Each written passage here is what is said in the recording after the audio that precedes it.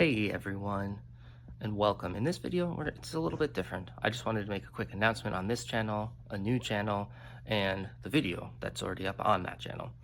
For a while now, I've done kind of a split channel, and I've enjoyed making all the videos, but I know for people watching or subscribers that are interested, some are interested in the technology stuff, others the treasure hunting, and not very many do those overlap.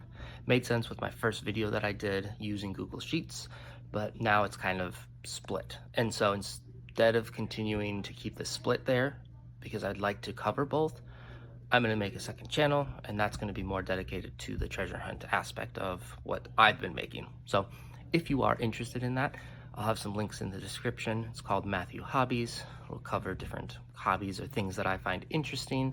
Right now, it's treasure hunting. That's kind of what I've been doing with my free time. So check it out.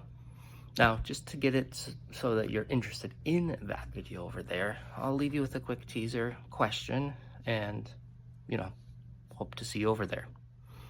Now, that question is, do you think there might be something else hidden in the books outside of those 5 treasures?